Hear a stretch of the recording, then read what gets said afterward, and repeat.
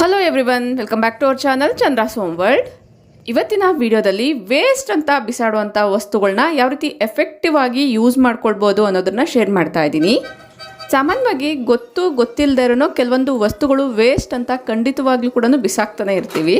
ಆ ವಸ್ತುಗಳಲ್ಲಿರುವಂತಹ ಗುಣಗಳನ್ನ ನಮಗೆ ಗೊತ್ತಿಲ್ಲದಿರೋ ಅದಕ್ಕೆ ಆಲ್ಟರ್ನೇಟಿವ್ ಆಗಿ ಬೇರೆ ವಸ್ತುಗಳನ್ನ ನಾವು ತೊಗೊಂಡು ಬರ್ತಿರ್ತೀವಿ. ಅದ್ರ ಬದಲಾಗಿ ವೇಸ್ಟ್ ಅಂತ ಬಿಸಾಕುವಂಥ ವಸ್ತುಗಳ ಬಗ್ಗೆ ಮೊದಲೇ ತಿಳ್ಕೊಂಡಿದ್ರೆ ಆ ವಸ್ತುಗಳನ್ನ ಬಿಸಾಡ್ದಿರ ಯೂಸ್ ಮಾಡ್ಕೊಳ್ಬೋದಲ್ವಾ.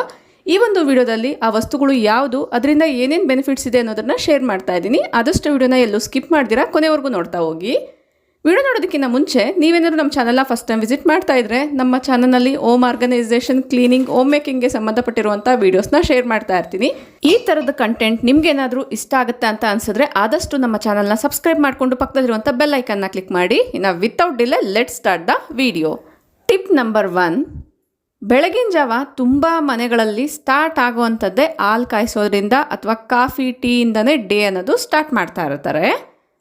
ಹಾಲು ಕಾಯಿಸ್ಬೇಕಾದ್ರೂ ಕೂಡ ಎಫೆಕ್ಟಿವ್ ಆಗಿ ವರ್ಕ್ ಆಗುವಂಥ ಒಂದು ಟಿಪ್ನ ತಿಳಿಸ್ಕೊಡ್ತೀನಿ. ತುಂಬ ಜನ ಹಾಲಿನ ಕೆನೆಯಿಂದ ಅಥವಾ ಮೊಸರಿನ ಕೆನೆಯಿಂದ ಬೆಣ್ಣೆ, ತುಪ್ಪನ ಮಾಡ್ತಾ ಇರ್ತೀವಿ.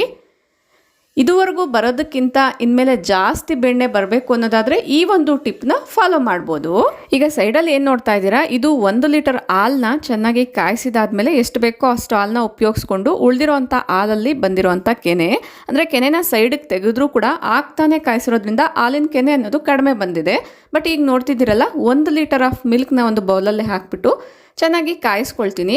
ಕಾಯಿಸ್ಬೇಕಾದ್ರೂ ಕೂಡ ಅಷ್ಟೇ ಸಿಮ್ಮಲ್ಲಿ ಇಟ್ಕೊಂಡು ಹಾಲನ್ನ ಕಾಯಿಸೋದ್ರಿಂದ ಕೆನೆ ಅನ್ನೋದು ಜಾಸ್ತಿ ಬರುತ್ತೆ. ಈ ರೀತಿ ಹಾಲು ಚೆನ್ನಾಗಿ ಕಾಯಬೇಕಾದ್ರೂ ಉಕ್ಕೋಗೋ ಚಾನ್ಸ್ ಇರುತ್ತೆ. ಆದಷ್ಟು ನೋಡಿಕೊಂಡು ನೀವು ಕರೆಕ್ಟಾಗಿರುವಂತಹ ಒಂದು ಬೌಲ್ನ ಇಟ್ಕೊಳ್ಬೇಕಾಗುತ್ತೆ. ಇನ್ನು ಕೆಲವೊಂದು ಬೌಲ್ಸಲ್ಲಿ ಸಿಮ್ಮಲ್ಲಿಟ್ಟು ಕಾಯಿಸ್ಕೊಳ್ಳೋದಾದರೆ ಹಾಲು ಉಕ್ಕೋದಿಲ್ಲ. ನೋಡ್ತಿದ್ದೀರಲ್ಲ, ಚೆನ್ನಾಗಿ ಕುದೀತಾ ಇದೆ. ಈ ರೀತಿ ಒಂದು 5-10 ನಿಮಿಷ ಚೆನ್ನಾಗಿ ಕುದಿಸ್ಕೊಂಡು ಸ್ಟವ್ನ ಆಫ್ ಮಾಡಿಬಿಟ್ಟು ಪೂರ್ತಿ ತಣ್ಣಗೆ ಆದಮೇಲೆ ಫ್ರಿಜ್ಜಲ್ಲಿ ಇಟ್ಕೊಳ್ತೀನಿ. ಬಟ್ ಹಾಲು ಕಾಯಿಸಿದ ಆದಮೇಲೆ ಸೈಡ್ಗೆ ಇಟ್ಟಾಗ ಪ್ಲೇಟ್ನ ಕ್ಲೋಸ್ ಮಾಡ್ತೀವಲ್ಲ, ಪೂರ್ತಿ ಪ್ಲೇಟ್ನ ಕ್ಲೋಸ್ ಮಾಡಬಾರ್ದು. ಜಸ್ಟ್ ಈ ರೀತಿ ಸ್ವಲ್ಪ ಗಾಳಿ ಹೋಗೋ ರೀತಿಯಲ್ಲೇ ಕ್ಲೋಸ್ ಮಾಡಬೇಕು. ಹಬೆ ಎಲ್ಲ ಹೊರಗಡೆ ಬಂದು ಕೆನೆ ಅನ್ನೋದು ಸ್ವಲ್ಪ ತಿಕ್ಕಾಗಿ ಮೇಲೆ ಲೇಯರ್ ಆಗಿ ಕನ್ವರ್ಟ್ ಆಗುತ್ತೆ. ಅದನ್ನು ಫ್ರಿಜ್ಜಲ್ಲಿ ಇಟ್ಬಿಟ್ಟು ಈಗ ನಾನು ನೆಕ್ಸ್ಟ್ ಡೇ ತೋರಿಸ್ತಾ ಇದ್ದೀನಿ. ನೀವು 1 ಅವರ್ ಫ್ರಿಜ್ಜಲ್ಲಿ ಇಟ್ಟರೆ ಗಟ್ಟಿಯಾಗಿರೋವಂಥ ಕೆನೆ ಬರುತ್ತೆ. ನೀವು ಆಗಲೇ ತೋರಿಸ್ದೆ ಅಲ್ವಾ, ಅದನ್ನು ಅಬ್ಸರ್ವ್ ಮಾಡಿ. ಈಗ ನೋಡ್ತಿದ್ದೀರಲ್ಲ, ಈ ಒಂದು ಕೆನೆ ಕೂಡ ಅಬ್ಸರ್ವ್ ಮಾಡಿ ಎಷ್ಟು ತಿಕ್ಕಾಗಿ ಬಂದಿದೆ ಅಂತ. ಜಸ್ಟ್ ನಾವು ಹಾಲಿನ ಕೆನೆನ ಡೈರೆಕ್ಟಾಗಿ ತೆಗೆಯೋದಕ್ಕಿಂತ ಈ ರೀತಿ ಹಾಲನ್ನ ಫ್ರಿಜ್ಜಲ್ಲಿಟ್ಟು ತೆಗೆಯೋದ್ರಿಂದ ಕೆನೆ ಜಾಸ್ತಿ ಬರುತ್ತೆ. ಆಲ್ಮೋಸ್ಟ್ 1:3 ರೇಷಿಯೋ ಅಂತಲೇ ಹೇಳ್ಬೋದು. ನಾರ್ಮಲಾಗಿ ತೆಗೆಯೋವಂಥ ಕೆನೆ 1 ಸ್ಪೂನಷ್ಟು ಬಂದರೆ ಇದು ಆಲ್ಮೋಸ್ಟ್ 3 ಸ್ಪೂನಷ್ಟು ಕೆನೆ ಅನ್ನೋದು ಬರುತ್ತೆ. ಈ ರೀತಿ ಮಾಡೋದ್ರಿಂದ ಬೆಣ್ಣೆ, ತುಪ್ಪ ಕೂಡ ಜಾಸ್ತಿ ಆಗುತ್ತೆ. ನೆಕ್ಸ್ಟು ಸೆಕೆಂಡ್ ಟಿಪ್, ಇಲ್ಲಿ ನೋಡ್ತಿದ್ದೀರಲ್ಲ, ಇದು ಬಂದು ಟೀ ಬ್ಯಾಗ್ಸು. ಈ ಒಂದು ಟೀ ಬ್ಯಾಗ್ಸ್ನ ಗ್ರೀನ್ ಟೀ ಮಾಡೋಕ್ಕಿರ್ಬೋದು, ಲೆಮನ್ ಟೀ ಮಾಡೋಕ್ಕಿರ್ಬೋದು ಉಪಯೋಗಿಸ್ಕೊಳ್ತಾ ಇರ್ತೀವಿ. ಈ ರೀತಿ ಟೀ ಬ್ಯಾಗ್ಸ್ ಅನ್ನೋದು ಡಿಫ್ರೆಂಟ್ ಆಗಿರುವಂಥ ಫ್ರೇಗ್ರೆನ್ಸಲ್ಲಿ ಕೂಡ ಬರುತ್ತೆ ಮತ್ತು ಡಿಫ್ರೆಂಟ್ ಆಗಿರುವಂತಹ ಸೊಪ್ಪುಗಳನ್ನ ಕೂಡ ಉಪಯೋಗಿಸಿ ಮಾಡ್ತಿರ್ತಾರೆ. ಈಗ ನಾನು ಗ್ರೀನ್ ಟೀ ಮಾಡ್ಕೊಳ್ಳೋದಕ್ಕೋಸ್ಕರ ಬಿಸಿ ನೀರನ್ನ ಕೆಟಲಲ್ಲಿ ಕಾಯಿಸ್ಕೊಳ್ತಾ ಇದ್ದೀನಿ. ಚೆನ್ನಾಗಿ ಬಿಸಿಯಾಗಿರುವಂಥ ನೀರನ್ನ ಒಂದು ಗ್ಲಾಸಲ್ಲಿ ಹಾಕ್ಕೊಂಡು ಅದರಲ್ಲಿ ಟೀ ಬ್ಯಾಗ್ನ ಡಿಪ್ ಮಾಡಿಕೊಂಡು ಕುಡಿಯೋವಂಥದ್ದು. ನೀವು ಇದರಲ್ಲಿ ಬೇಕಂದರೆ ಹನಿ ಕೂಡ ಯೂಸ್ ಮಾಡ್ಬೋದು, ಸ್ವಲ್ಪ ಉಗುರು ಬೆಚ್ಚಗಾದ್ಮೇಲೆ, ಅಥವಾ ಡೈರೆಕ್ಟಾಗಿ ಕೂಡ ತೊಗೊಳ್ಬೋದು. ಇದು ಡಿಟಾಕ್ಸ್ ರೀತಿಯಲ್ಲೂ ಕೂಡ ವರ್ಕ್ ಆಗುತ್ತೆ. ಮತ್ತು ಹಾಲನ್ನ ಯಾರು ಸ್ಕಿಪ್ ಮಾಡಬೇಕು ಅಂದ್ಕೊಂಡಿರ್ತೀರೋ ಕಾಫಿ ಟೀ ಎಲ್ಲ ಕೂಡ ಅಂಥವ್ರು ಇದನ್ನು ತೊಗೊಳ್ಬೋದು. ಡಯಟ್ ವೈಸ್ ಕೂಡ ಇದು ತುಂಬಾ ಒಳ್ಳೆಯದು. ಈಗ ನಾನು ಹೇಳೋಕ್ಕೆ ಹೊರಟಿರೋವಂಥದ್ದು, ಈ ರೀತಿ ಟೀ ಬ್ಯಾಗ್ನ ಡಿಪ್ ಮಾಡಿದಾದ್ಮೇಲೆ ಬಿಸಾಡ್ತಿರ್ತೀವಲ್ವ, ಈ ಒಂದು ಟೀ ಬ್ಯಾಗ್ನ ಬಿಸಾಡ್ದಿರಾ ಮುಖನ ಮಸಾಜ್ ಮಾಡ್ಕೊಳ್ಳೋದಕ್ಕೋಸ್ಕರ ಉಪಯೋಗಿಸ್ಕೊಳ್ಬೋದು. ಇದರಲ್ಲಿ ಆ್ಯಂಟಿ ಆಕ್ಸಿಡೆಂಟ್, ಆ್ಯಂಟಿ ಇನ್ಫ್ಲಮೇಟರಿ ಪ್ರಾಪರ್ಟೀಸ್ ಇರೋದ್ರಿಂದ ಸ್ಕಿನ್ಗೂ ಕೂಡ ಒಳ್ಳೆಯದು. ಕ್ಲಿಯರ್ ಸ್ಕಿನ್ ಅನ್ನೋದು ಬರುತ್ತೆ. ಅಷ್ಟೇ ಅಲ್ಲದೆ ಇದರಲ್ಲಿ ಸ್ವಲ್ಪ ಬಿಸಿ ಇರೋದ್ರಿಂದ ಸ್ಟೀಮ್ ರೀತಿಯಲ್ಲಿ ಕೂಡ ವರ್ಕ್ ಆಗುತ್ತೆ. ಡಾರ್ಕ್ ಸರ್ಕಲ್ಸ್ ಎಲ್ಲ ಕೂಡ ಕಡಿಮೆ ಆಗುತ್ತೆ. ಇಲ್ಲಿ ನೀವು ಅಬ್ಸರ್ವ್ ಮಾಡ್ಬೋದು, ಪಿಂಪಲ್ಸ್ ಎಲ್ಲ ಏನಿರುತ್ತೆ ಅಂಥವ್ರಿಗೆ ಇದು ತುಂಬ ಬೆಸ್ಟಾಗಿ ವರ್ಕ್ ಆಗುತ್ತೆ. ಕ್ರಮೇಣ ಬರ್ತಾ ಬರ್ತಾ ಪಿಂಪಲ್ಸ್ ಅನ್ನೋದು ಕಡಿಮೆ ಆಗುತ್ತೆ.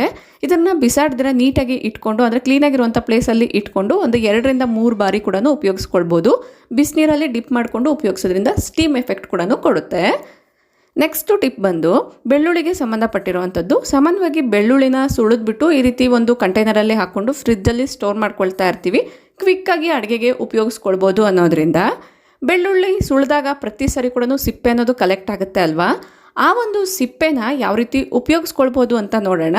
ಯೂಶುವಲಿ ಬೆಳ್ಳುಳ್ಳಿ ಸಿಪ್ಪೆ ವೇಸ್ಟ್ ಅಂತ ಬಿಸಾಡ್ತಿರ್ತೀವಿ. ಇದನ್ನು ವೇಸ್ಟ್ ಅಂತ ಬಿಸಾಡ್ದಿರಾ ಈ ರೀತಿಯಾಗಿ ಕಲೆಕ್ಟ್ ಮಾಡ್ಕೊಳ್ಬೋದು. ನೀವು ಕೂಡ ಬೆಳ್ಳುಳ್ಳಿ ಸಿಪ್ಪೆನ ಕೂಡಿಡ್ತೀರಾ? ಕಮೆಂಟ್ ಮಾಡಿ ತಿಳಿಸಿ. ನಾನಂತೂ ಈ ರೀತಿ ಕೂಡಿಟ್ಕೊಂಡು ಇದನ್ನು ನೋಡ್ತಿದ್ದೀರಲ್ವ, ಧೂಪ್ ಸ್ಟಿಕ್ಸ್ ಮಾಡೋಕ್ಕೆ ಉಪಯೋಗಿಸ್ಕೊಳ್ತಾ ಇರ್ತೀನಿ. ಇಷ್ಟೇ ಅಲ್ಲದೆ ಕೆಲವೊಂದು ಸರಿ ವೆದರ್ ಈ ರೀತಿ ಕೋಲ್ಡ್ ಆಗಿದ್ದಾಗ ಮಳೆಗಾಲದಲ್ಲಿ ಸೊಳ್ಳೆಗಳೆಲ್ಲ ಮನೆ ಒಳಗಡೆ ಜಾಸ್ತಿ ಎಂಟ್ರಿ ಆಗ್ತಾ ಇರುತ್ತೆ ಅಲ್ವಾ. ಸೊಳ್ಳೆಗಳನ್ನ ಕೂಡ ನಿವಾರಣೆ ಮಾಡ್ಕೊಳ್ಳೋದಕ್ಕೋಸ್ಕರ ಈ ಒಂದು ಬೆಳ್ಳುಳ್ಳಿ ಸಿಪ್ಪೆನ ಉಪಯೋಗಿಸ್ಕೊಳ್ಬೋದು. ಯಾವ ರೀತಿ ಅಂತ ತೋರಿಸ್ತೀನಿ ನೋಡಿ.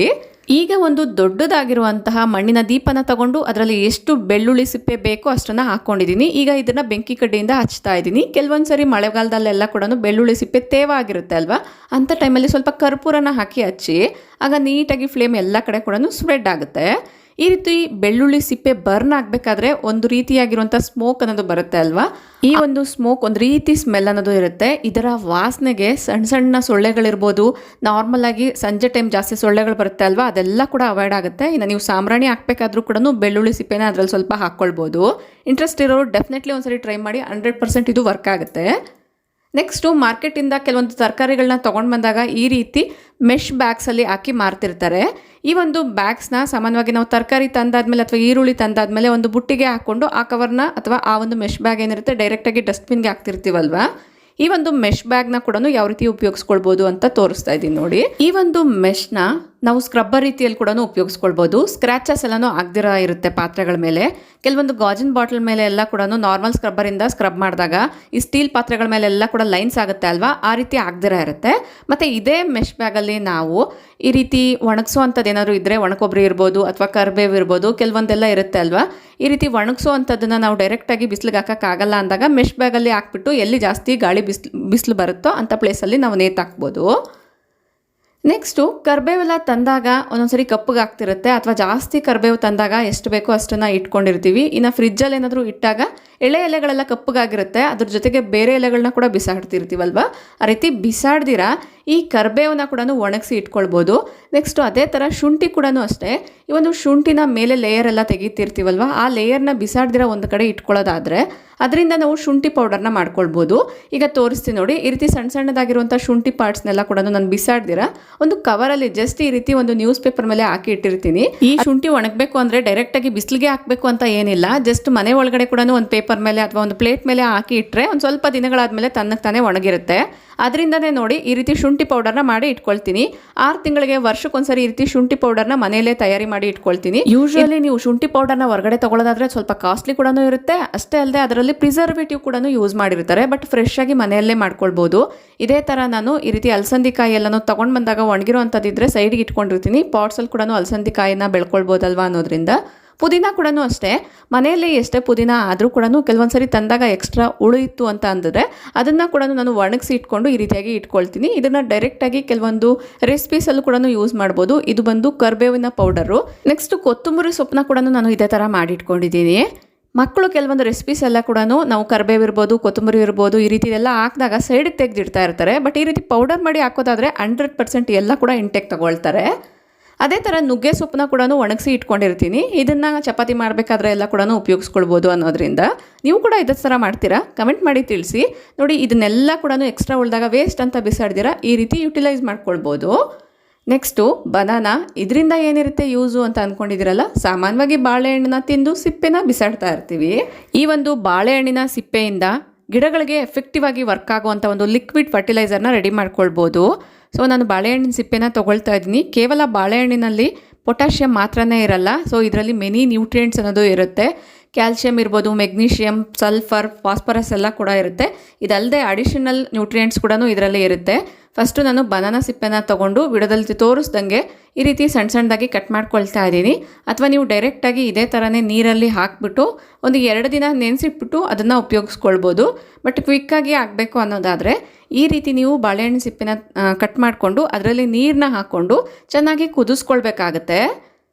ಒಂದು 5-10 ನಿಮಿಷ ಕುದಿಸ್ಕೊಂಡಿದ್ದ ಆದಮೇಲೆ ಸ್ಟವ್ನ ಆಫ್ ಮಾಡಿಬಿಟ್ಟು ಪೂರ್ತಿ ತಣ್ಣಗಾಗೋವರೆಗೂ ಬಿಡಬೇಕಾಗತ್ತೆ. ತಣ್ಣಗೆ ಆದಮೇಲೆ ಇದು ಒಳ್ಳೆ ಫರ್ಟಿಲೈಸರ್ ರೀತಿಯಲ್ಲಿ ವರ್ಕ್ ಆಗುತ್ತೆ.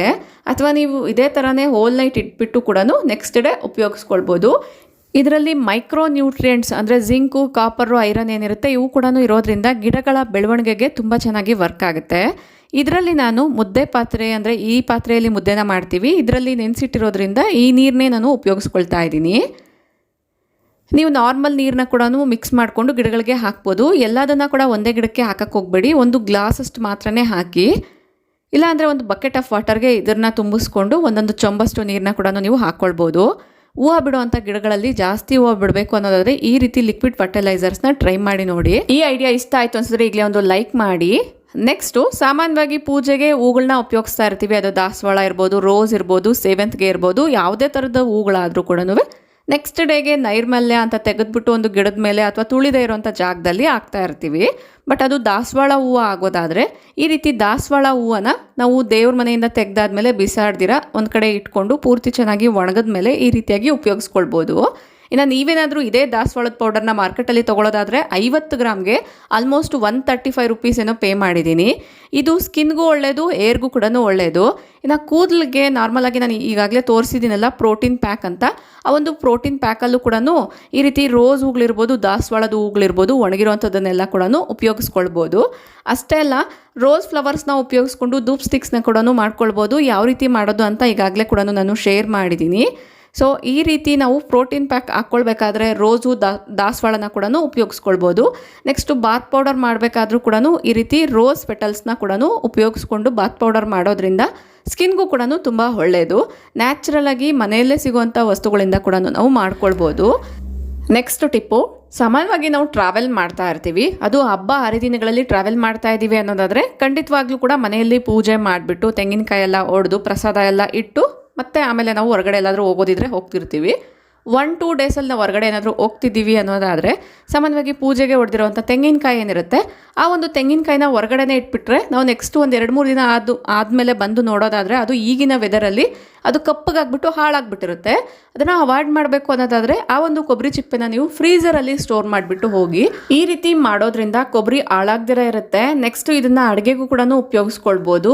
ಇನ್ನು ಹೊರಗಡೆನೇ ಇಟ್ಟರೆ ಕಪ್ಪಗಾಗುತ್ತಲ್ವ, ಅದು ಕೂಡ ಅವಾಯ್ಡ್ ಮಾಡ್ಬೋದು. ನ್ಯಾಚುರಲ್ ಆಗಿ ಯಾವ ರೀತಿ ಹಸಿ ಕೊಬ್ಬರಿ ಇರುತ್ತೋ ಅದೇ ಥರನೇ ಇರುತ್ತೆ. ಬಟ್ ನಾವು ಉಪಯೋಗಿಸೋಕ್ಕಿಂತ ಮುಂಚೆನೇ ಹೊರಗಡೆ ಇಟ್ಕೊಳ್ಬೇಕಾಗತ್ತೆ. ನೋಡ್ತಿದ್ದೀರಲ್ವ, ಟೇಸ್ಟ್ ಕೂಡ ನೋಡಿ ತೋರಿಸ್ತಿದ್ದೀನಿ. ತುಂಬಾ ಚೆನ್ನಾಗಿದೆ. ನಾರ್ಮಲಾಗಿ ಯಾವ ಥರ ಇರುತ್ತೋ ಅದೇ ಥರನೇ ಇರುತ್ತೆ. ಬಟ್ ಇದು ಸ್ವಲ್ಪ ಫ್ರೀಸ್ ಆಗಿರುತ್ತೆ ಅಷ್ಟೇ. ನೆಕ್ಸ್ಟು ನಿಂಬೆಹಣ್ಣಿನ ಕೂಡ ಅಷ್ಟೇ ಉಪಯೋಗಿಸಿದಾದ್ಮೇಲೆ ಒಂದು ಅರ್ಧ ಉಪಯೋಗಿಸಿರ್ತೀವಿ. ಇನ್ನು ಉಳಿದಿರುವಂಥ ಅರ್ಧನ ಸೈಡ್ಗೆ ಇಟ್ಬಿಟ್ಟಿರ್ತೀವಿ. ಹೊರಗಡೆನೇ ಇಡೋದಾದರೆ ಸಣ್ಣ ಸಣ್ಣ ಸೊಳ್ಳೆಗಳು ಬರುತ್ತೆ ಅನ್ನೋದ್ರಿಂದ ಫ್ರಿಜ್ಜಲ್ಲಿ ಇಡ್ತೀವಿ. ಫ್ರಿಜ್ಜಲ್ಲಿ ಇಡೋದ್ರಿಂದ ಫ್ರಿಜ್ಜಲ್ಲಿರುವಂಥ ಬ್ಯಾಡ್ ಸ್ಮೆಲ್ಲೆಲ್ಲ ಕೂಡ ಅವಾಯ್ಡ್ ಆಗುತ್ತೆ. ಬಟ್ ಈ ನಿಂಬೆಹಣ್ಣಿನ ಜ್ಯೂಸ್ ತೆಗೆದಾದ್ಮೇಲೆ ಕೂಡ ಸಿಪ್ಪೆನ ಬಿಸಾಡ್ತಿರ್ತೀವಲ್ವ, ಸಿಪ್ಪೆನ ಬಿಸಾಡ್ದಿರ ಫ್ರಿಜ್ಜಲ್ಲಿ ಒಂದು ಕಡೆ ಇಟ್ಕೊಳ್ಳೋದಾದರೆ ಅಥವಾ ಹೊರಗಡೆ ಕೂಡ ನೀವು ಈ ರೀತಿ ಟ್ಯಾಪ್ಸ್ ಎಲ್ಲ ಕ್ಲೀನ್ ಮಾಡೋದಕ್ಕೋಸ್ಕರ ಕೂಡ ಉಪಯೋಗಿಸ್ಕೊಳ್ಬೋದು. ಒಂದೇ ಸಿಪ್ಪೆ ಇದ್ದಾಗ ಅದನ್ನು ಏನೂ ಮಾಡೋಕ್ಕಾಗಲ್ಲ ಅಂತ ಬಿಸಾಡ್ತೀವಿ. ಬಟ್ ಆ ಒಂದು ಸಿಪ್ಪೆನ ಬಿಸಾಡಿದಿರ ಫ್ರಿಜ್ಜಲ್ಲಿ ಇಡೋದಾದರೆ ಫ್ರಿಜ್ಜಲ್ಲಿರುವಂಥ ಬ್ಯಾಡ್ ಸ್ಮೆಲ್ ಕೂಡ ಅವಾಯ್ಡ್ ಆಗುತ್ತೆ. ಅಷ್ಟೇ ಅಲ್ಲದೆ ಆ ಒಂದು ಸಿಪ್ಪೆ ಜೊತೆಗೆ ಇನ್ನು 2-3 ಸಿಪ್ಪೆನ ಕಲೆಕ್ಟ್ ಮಾಡಿಕೊಂಡು ಒಂದು ಸರಿ ಈ ರೀತಿ ನೀವು ಲಿಕ್ವಿಡ್ ಮಾಡಿ ಇಟ್ಕೊಳ್ಳೋದಾದರೆ ಈ ಒಂದು ನಿಂಬೆಹಣ್ಣ ಸಿಪ್ಪೆಯಿಂದ ಮಾಡಿರುವಂಥ ಲಿಕ್ವಿಡ್ನ ನಾರ್ಮಲಾಗಿ ಕಿಚನ್ ಎಲ್ಲ ಕ್ಲೀನ್ ಮಾಡೋದಕ್ಕೋಸ್ಕರ ಕೂಡ ಎಫೆಕ್ಟಿವ್ ಆಗಿ ಉಪಯೋಗ ಮಾಡ್ಕೊಳ್ಬೋದು. ಅಷ್ಟೇ ಅಲ್ಲದೆ ಫ್ಲೋರ್ ಕ್ಲೀನರ್ಸ್ನ ಕೂಡ ರೆಡಿ ಮಾಡ್ಕೊಳ್ಬೋದು. ಈಗಾಗಲೇ ಅದಕ್ಕೆ ಸಂಬಂಧಪಟ್ಟಿರುವಂಥ ವೀಡಿಯೋಸ್ನ ಶೇರ್ ಮಾಡಿದ್ದೀನಿ, ಅದಕ್ಕೋಸ್ಕರ ಇಲ್ಲಿ ಡೀಟೇಲಾಗಿ ಹೇಳ್ತಾ ಇಲ್ಲ. ಇದರಿಂದ ಎಫೆಕ್ಟಿವ್ ಆಗಿ ವರ್ಕ್ ಆಗುವಂಥ ಕ್ಲೀನಿಂಗ್ ಲಿಕ್ವಿಡ್ಸ್ನ ಮನೆಯಲ್ಲೇ ಪ್ರಿಪೇರ್ ಮಾಡ್ಕೊಳ್ಬೋದು. ಇಂಟ್ರೆಸ್ಟ್ ಇರೋರು ಟ್ರೈ ಮಾಡಿ ನೋಡಿ. ನೆಕ್ಸ್ಟು ತರಕಾರಿ ಎಲ್ಲ ಕಟ್ ಮಾಡಿದ್ದಾದಮೇಲೆ ಕೂಡ ತರಕಾರಿ ಸಿಪ್ಪೆನ ಬಿಸಾಡ್ತಿರ್ತೀವಲ್ವ, ಗಿಡಗಳಿಟ್ಕೊಂಡಿರೋ ಅಂಥವ್ರು ಇದರಿಂದ ಕೂಡ ಆಗಲೇ ಏನು ತೋರಿಸ್ದೆ ಬನಾನಾ ಸಿಪ್ಪೆದು ಅದೇ ಥರನೇ ಇದರಿಂದ ಕೂಡ ಫರ್ಟಿಲೈಸರ್ನ ರೆಡಿ ಮಾಡ್ಕೊಳ್ಬೋದು. ನೀರು ಹಾಕ್ಬಿಟ್ಟು ನೆನೆಸಿಟ್ಬಿಟ್ಟು ಒಂದು 2-3 ದಿನಗಳಾದಮೇಲೆ ಆ ನೀರನ್ನ ಗಿಡಕ್ಕೆ ಹಾಕ್ಬೋದು. ಅಥವಾ ನೀವು ಸ್ವಲ್ಪ ಕುದಿಸ್ಕೊಂಡು ಕೂಡ ಆ ಒಂದು ನೀರನ್ನ ತಣ್ಣಗಾದ್ಮೇಲೆ ಗಿಡಕ್ಕೆ ಹಾಕ್ಬೋದು.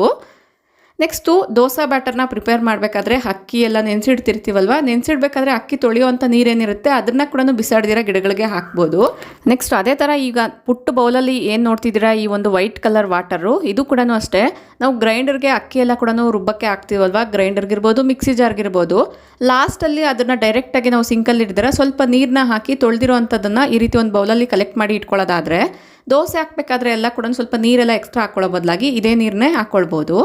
ನೆಕ್ಸ್ಟು ಸಾಮಾನ್ಯವಾಗಿ ತಲೆ ಬಾಚಿದಾಗ ಕೂದಲು ಅನ್ನೋದು ಉದುರ್ತಾ ಇರುತ್ತೆ. 1-2 ಕೂದಲಾದರೂ ಕೂಡ ಬರುತ್ತೆ ಅಲ್ವಾ, ಆ ಕೂದಲನ್ನ ಬಿಸಾಡ್ದಿರ ಒಂದು ಕಡೆ ಇಟ್ಕೊಂಡು ಗಿಡಗಳಿಗೆ ಹಾಕೋದ್ರಿಂದ ಏನು ಬೆನಿಫಿಟ್ಸ್ ಅನ್ನೋದು ಕೂಡ ಶೇರ್ ಮಾಡ್ತೀನಿ. ಸಾಮಾನ್ಯವಾಗಿ ಈ ರೀತಿ ಕೂದಲಿಂದ ಪಾತ್ರೆ ತಗೊಳ್ಳೋವಂಥದ್ದು, ಏರ್ ಪಿನ್ಸು ಎಲ್ಲ ತಗೊಳ್ಳೋ ಅಂಥದ್ದು ನಮ್ಮ ಚೈಲ್ಡ್ಹುಡ್ಡಲ್ಲಿ ನಾವೆಲ್ಲ ಅಬ್ಸರ್ವ್ ಮಾಡಿರೋ ಅಂಥದ್ದು. ಕೂದಲಲ್ಲಿ ನೈಟ್ರೋಜನ್ ಜಾಸ್ತಿ ಇರೋದ್ರಿಂದ ಮಣ್ಣಿಗೆ ಕೂದಲನ್ನ ಹಾಕಿದಾಗ ಸ್ಲೋ ಆಗಿ ನೈಟ್ರೋಜನ್ ಅನ್ನೋದು ರಿಲೀಸ್ ಆಗಿ ಗಿಡಕ್ಕೆ ಎಷ್ಟು ಬೇಕೋ ಅಷ್ಟನ್ನು ಒದಗಿಸ್ಕೊಡುತ್ತೆ. ಅಷ್ಟೇ ಅಲ್ಲದೆ ಫಸ್ಟ್ ಲೇಯರ್ ಏನಾದರೂ ಕೂದಲಿತ್ತು ಅನ್ನೋದಾದರೆ ಅದು ಒಂದು ಒಳ್ಳೆ ಪೆಸ್ಟ್ ಕಂಟ್ರೋಲ್ ರೀತಿಯಲ್ಲಿ ವರ್ಕ್ ಆಗುತ್ತೆ. ಸಾಮಾನ್ಯವಾಗಿ ಗಿಡಗಳಿಗೆ ಹುಳ ಎಲ್ಲ ಬರುತ್ತಿರುತ್ತೆ ಅಲ್ವಾ, ಅದನ್ನು ಅವಾಯ್ಡ್ ಮಾಡೋಕ್ಕೆ ಹೆಲ್ಪ್ಫುಲ್ ಮಾಡುತ್ತೆ. ಇದು ಕಾಂಪೋಸ್ಟಿಂಗ್ ಆದಮೇಲೆ ಇದರಲ್ಲಿ ಜಾಸ್ತಿ ನೈಟ್ರೋಜನ್ ಇರೋದ್ರಿಂದ ಗಿಡಗಳ ಬೆಳವಣಿಗೆಗೂ ಕೂಡ ತುಂಬಾ ಹೆಲ್ಪ್ ಮಾಡುತ್ತೆ. ಇಂಟ್ರೆಸ್ಟ್ ಇರೋರು ಒಂದ್ಸರಿ ಟ್ರೈ ಮಾಡಿ ನೋಡಿ. ಸಾಮಾನ್ಯವಾಗಿ ಕೂದಲೆಲ್ಲ ಕೂಡ ಒಂದು ಕಡೆ ಕಲೆಕ್ಟ್ ಮಾಡಿ ಬಿಸಾಡ್ತಿರ್ತೀವಲ್ವಾ, ಸೊ ಬಿಸಾಕ್ದಿರ ಈ ರೀತಿ ಗಿಡಗಳಿಗೂ ಕೂಡ ಹಾಕ್ಬೋದು. ಐ ಹೋಪ್ ಈ ಟಿಪ್ಸ್ ಎಲ್ಲ ಕೂಡ ನಿಮಗೆ ಯೂಸ್ಫುಲ್ ಆಗಿದೆ ಅಂತ ಅನ್ಕೊಳ್ತೀನಿ. ನಾನು ಶೇರ್ ಮಾಡಿರುವಂಥ ಇಷ್ಟು ಟಿಪ್ಸಲ್ಲಿ ನಿಮ್ಗೆ ಯಾವ್ದು ಯೂಸ್ಫುಲ್ ಆಯಿತು ಅನ್ನೋದು ಕೂಡ ನನಗೆ ಡೆಫಿನೆಟ್ಲಿ ಕಮೆಂಟ್ ಮಾಡಿ ತಿಳಿಸಿ. ಐ ಹೋಪ್ ಈ ವಿಡಿಯೋದಲ್ಲಿ ಶೇರ್ ಮಾಡಿರುವಂಥ ಇನ್ಫಾರ್ಮೇಷನ್ ನಿಮ್ಗೆಲ್ಲರಿಗೂ ಕೂಡ ಯೂಸ್ಫುಲ್ ಆಗಿರುತ್ತೆ, ಇಂಟ್ರೆಸ್ಟಿಂಗ್ ಆಗಿರುತ್ತೆ ಅಂತ ಅನ್ಕೊಂಡಿದ್ದೀನಿ. ಯೂಸ್ಫುಲ್ ಆಯಿತು, ಇಂಟ್ರೆಸ್ಟಿಂಗ್ ಆಗಿತ್ತು ಅನ್ಸಿದ್ರೆ ಈಗಲೇ ಒಂದು ಲೈಕ್ ಮಾಡಿ, ನಿಮ್ಮ ಫ್ರೆಂಡ್ಸ್ ಆ್ಯಂಡ್ ಫ್ಯಾಮಿಲಿ ಜೊತೆಗೂ ಶೇರ್ ಮಾಡಿ. ನಿಮ್ಮ ಅನಿಸಿಕೆ ಅಭಿಪ್ರಾಯಗಳನ್ನ ನನಗೆ ಕಮೆಂಟಲ್ಲಿ ತಿಳಿಸಿ. ಇದೇ ರೀತಿಯಾಗಿರುವಂಥ ಇನ್ನೊಂದು ಇಂಟ್ರೆಸ್ಟಿಂಗ್ ವಿಡಿಯೋ ಜೊತೆಗೆ ಮತ್ತೆ ಸಿಗ್ತೀನಿ. ಅಲ್ಲಿವರೆಗೂ ಟೇಕ್ ಕೇರ್, ಬಾಯ್ ಬಾಯ್, ನಮಸ್ತೆ, ಥ್ಯಾಂಕ್ ಯು ಫಾರ್ ವಾಚಿಂಗ್.